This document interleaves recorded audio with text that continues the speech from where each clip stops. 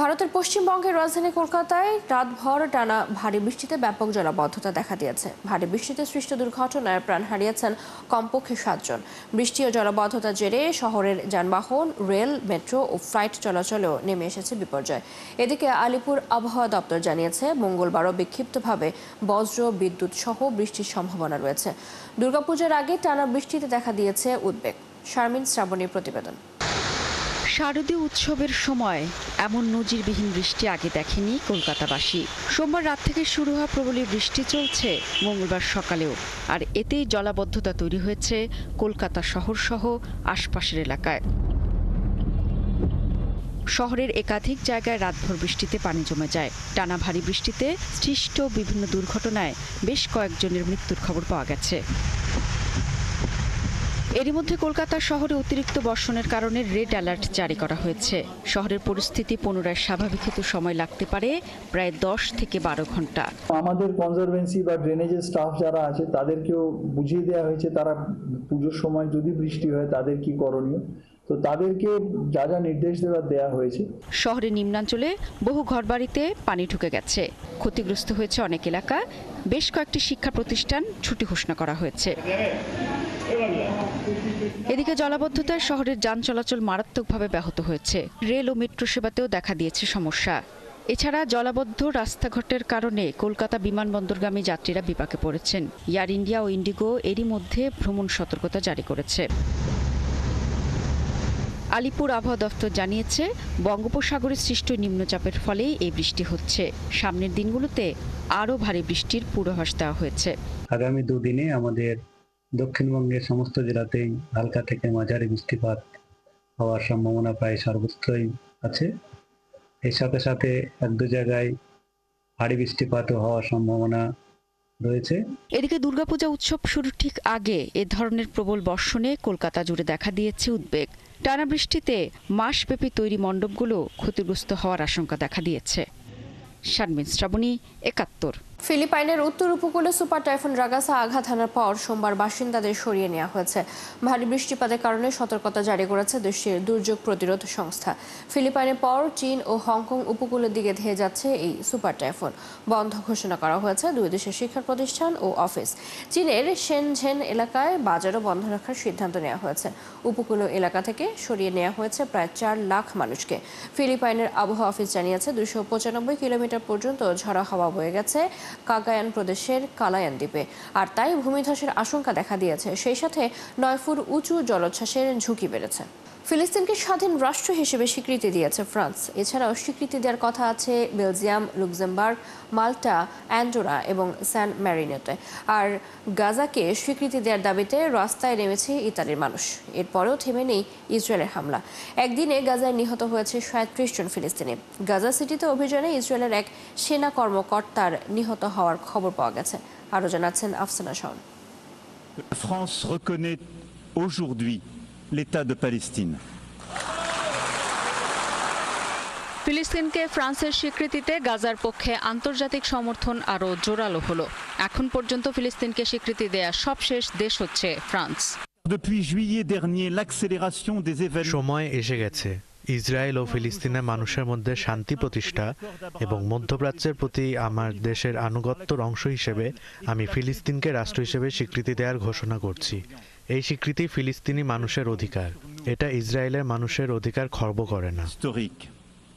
তবে অধিবেশনে ফিলিস্তিনি প্রতিনিধিদের আসতে না দেয়ায় অসন্তোষ জানিয়েছেন জাতিসংঘ মহাসচিব। বিকল্প কি? এক রাষ্ট্র যেখানে মানুষের মৌলিক চাহিদাকে অস্বীকার করা হয়, মানুষকে অন্যায়ভাবে ঘরহারা করা হয়। এই একবিংশ শতাব্দীতে এটা কিভাবে সম্ভব? এটা কিভাবে মেনে নেওয়া যায়? আরেকটা বিষয় পরিষ্কার করে বলতে চাই, ফিলিস্তিনের রাষ্ট্রীয় স্বীকৃতি কোনো পুরস্কার নয়, এটা তাদের অধিকার। ফিলিস্তিনকে স্বীকৃতি দিলেই গাজার মানুষের প্রাণ রক্ষা হবে না বলে মনে করেন প্রতিবেশী দেশগুলোতে থাকা ফিলিস্তিনি শরণার্থীরা। তারা বলছেন, রাষ্ট্র স্বীকৃতি যথেষ্ট নয় ফিলিস্তিনিদের জন্য। অবশ্যই এই স্বীকৃতির প্রভাবটা দেখতে হবে। আমরা নেতানিয়াহুর প্রতিক্রিয়ার জন্য অপেক্ষা করছি। এরপর তারা দখলদারিত্ব চালায় কিনা তাও দেখতে হবে। শুধু এই স্বীকৃতি যথেষ্ট নয়, ওদের উপর আরও চাপ বাড়াতে হবে।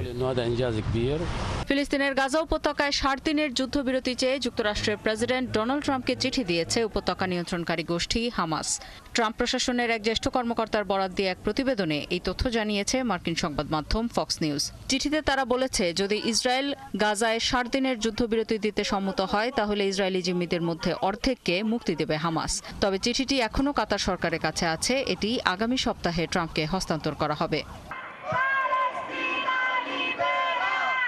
এদিকে গাজায় জাতিগত নিধন বন্ধে ইসরায়েলকে চাপ এবং ফিলিস্তিনকে স্বীকৃতি দিতে সোমবার ইতালির রাজধানী রোম সহ দেশটির কয়েকটি বড় শহরে 2.5 লাখেরও বেশি মানুষ বিক্ষোভ করেছেন। কয়েকটি বন্দরে শ্রমিকরা ধর্মঘট করেছেন। বিক্ষোভে কোথাও কোথাও পুলিশের সঙ্গে সংঘর্ষ হয়েছে বিক্ষোভকারীদের। তবে তাৎক্ষণিকভাবে হতাহতের কোনো খবর পাওয়া যায়নি। আফসানা শাওন, 71। গাজায় যাওয়ার পথে থাকা কোনো ত্রাণবাহী নৌযানের বহরকে প্রবেশের অনুমতি দেওয়া হবে না বলে ঘোষণা দিয়েছে ইসরায়েল। এই বহরটি হামাস পরিচালিত এবং হামাসকে সেবা দিতেই উদ্যোগটি নেওয়া হয়েছে বলে দাবি তেল আবিবের। ইসরায়েলের পররাষ্ট্র মন্ত্রণালয়ের এক বিবৃতিতে বলা হয়েছে, ফ্লোটিলার যাত্রীদের প্রকৃত উদ্দেশ্য যদি মানবিক সহায়তা পৌঁছানো হয় তবে তাদের নৌযানগুলোকে আশকেলন বন্দরে ভিড়তে হবে। সেখান থেকে সমন্বিতভাবে দ্রুত গাজায় সাহায্য পাঠানো হবে। অন্যদিকে গ্লোবাল সুমুদ ফ্লোটিলা আয়োজকদের ওয়েবসাইটে বলা হয়েছে, এটি সাধারণ মানুষ, মানবাধিকার কর্মী, চিকিৎসক, শিল্পী, ধর্মীয় নেতৃবৃন্দ, আইনজীবী ও নাবিকদের একটি জোট।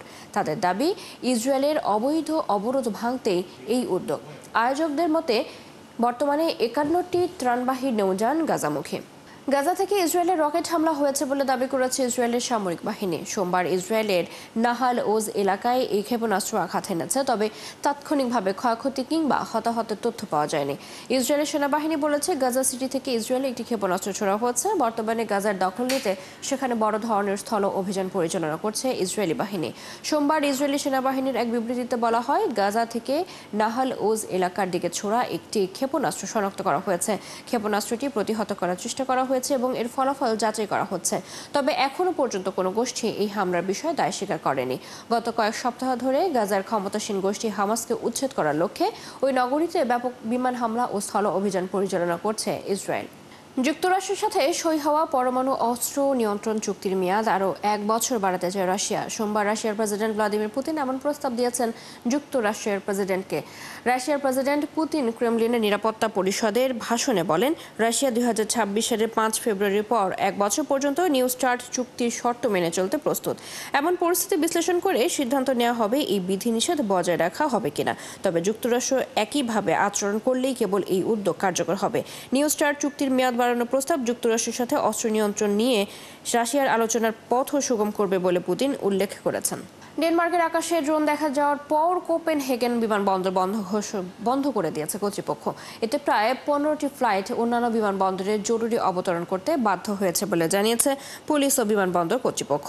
বিমানবন্দরের মুখপাত্র লিসে আগারলে কুরস্টেন জানান, রাত 8:30 মিনিট থেকে কোপেনহেগেন বিমানবন্দরের আকাশসীমা 2 থেকে 3টি অজ্ঞাত ড্রোনে দেখা যায়। ফলে বন্ধ রয়েছে ফ্লাইট চলাচল। ফ্লাইটগুলোকে অন্য বিমানবন্দরে সরিয়ে নেওয়া হয়েছে। তবে এই ড্রোনগুলো সামরিক না বেসামরিক তা নিশ্চিত করে বলতে পারেনি বিমানবন্দর কর্তৃপক্ষ।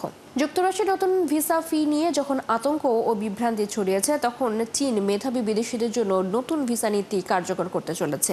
বিদেশি মেধাবীদের টানতে সচেষ্ট হচ্ছে যুক্তরাজ্য। মেধাবীদের জন্য ভিসা ফি তুলে দেওয়ার কথা ভাবছে এই দুই দেশ। 1 অক্টোবর থেকেই নতুন কে ভিসা কার্যকর করতে চলেছে চীন। চীনের কে ভিসা যোগ্য তরুণ বিজ্ঞান ও প্রযুক্তি পেশাজীবীদের জন্য উন্মুক্ত থাকবে। এদিকে সারা বিশ্ব থেকে উচ্চ মেধাবী ও দক্ষদের আকর্ষণ করতে গ্লোবাল ট্যালেন্ট ভিসা ফি কমানো কিংবা পুরোপুরি বাতিল করার উদ্যোগ নিতে যাচ্ছে যুক্তরাজ্য। বর্ণাঢ্য আয়োজনে অনুষ্ঠিত হয়েছে বাংলাদেশি রন্ধন শিল্পের মর্যাদাপূর্ণ টমি মিয়া অ্যাওয়ার্ড প্রদান অনুষ্ঠান। 34 বছর পূর্তিতে সেরা শেফ, রেস্টুরেন্ট, টেকওয়ে সহ বিভিন্ন ক্যাটাগরিতে এই অ্যাওয়ার্ড দেওয়া হয়। বিভিন্ন দেশের বিপুল সংখ্যক অতিথিদের উপস্থিতিতে রবিবার সন্ধ্যায় লন্ডনের ILEC কনফারেন্স সেন্টারে আন্তর্জাতিক শেফ ও কালিনারি কুকিং কুইন অ্যাওয়ার্ডের আয়োজন করা হয়। স্বাগত বক্তব্য রাখেন টমি মিয়া। আন্তর্জাতিক অ্যাওয়ার্ডের ফাউন্ডার টমি মিয়া। আজীবন সম্মাননা দেওয়া হয় মানিক মিয়াকে। এবছর চ্যাম্পিয়ন শেফ অ্যাওয়ার্ড পান কামাল হোসেন জুনেদ এবং Saeed Ahmed. Jeddah international exhibition and convention সেন্টারে অনুষ্ঠিত হতে যাওয়া তৃতীয় Saudi fashion and tex expo 2025-এ অংশগ্রহণ করেছে বাংলাদেশ। এক্সিবিশন চলবে 25 থেকে 28 সেপ্টেম্বর পর্যন্ত। বাণিজ্য মন্ত্রণালয়, রপ্তানি উন্নয়ন ব্যুরো এবং বাংলাদেশ কনসুলেট জেনারেল জেদ্দার তত্ত্বাবধানে বাংলাদেশের 12টি স্বনামধন্য কোম্পানি তাদের উদ্বোধনী টেক্সটাইল, ফ্যাশন, নিটওয়্যার এবং পোশাক অ্যাক্সেসরিজ প্রদর্শন করবে।